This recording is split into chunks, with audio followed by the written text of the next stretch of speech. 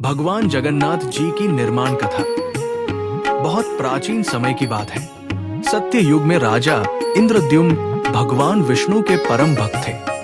उन्होंने एक बार स्वप्न में भगवान को देखा और साक्षात दर्शन की प्रार्थना की। तब भगवान ने संकेत दिया कि वे नीलांचल वर्तमान पुरी ओडिशा में नीलमाधव रूप में विराजमान हैं। राजा ने अपने मंत्री विद्यापति को नीलमाधव की खोज में भेजा।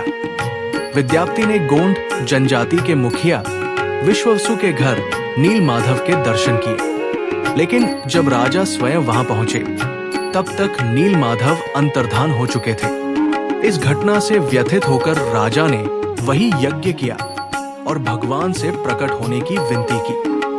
तब आकाशवाणी हुई कि समुद्र तट पर एक दिव्य लकड़ी प्रवाहित होगी, उसी से भगवान का नया रूप बनेगा। कुछ दिनों बाद समुद्र से एक रहस्यमयी सुगंधित लकड़ी बहकर आई, जिसे कोई हिला नहीं पा रहा था।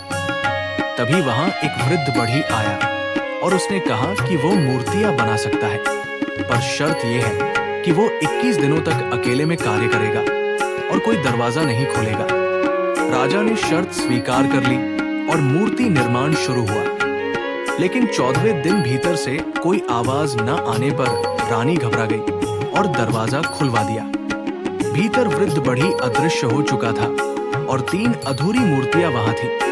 भगवान जगन्नाथ, उनके भाई बलभद्र और बहन सुभद्रा। ये मूर्तियां सामान्य मूर्तियों से अलग थी। हाथ पैर अधूरे, बड़ी बड़ी आंखें और अद्भुत मुस्कान।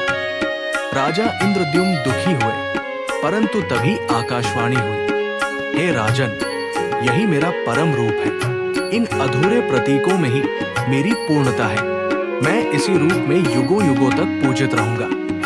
तब से लेकर आज तक भगवान जगन्नाथ, बलभद्र और सुभद्रा जी पुरी के जगन्नाथ मंदिर में इन्हीं रूपों में प्रतिष्ठित है। हर वर्ष इनकी रथ यात्रा लाखों श्रद्धालुओं को आस्था, प्रेम और भक्ति से जोड़ती है। भगवान जगन्नाथ का यह रहस्यमय रूप इस बात का प्रतीक है कि ईश्वर को केवल रूप से नहीं, श्रद्धा से पहचाना जाता है। जय जगन्नाथ।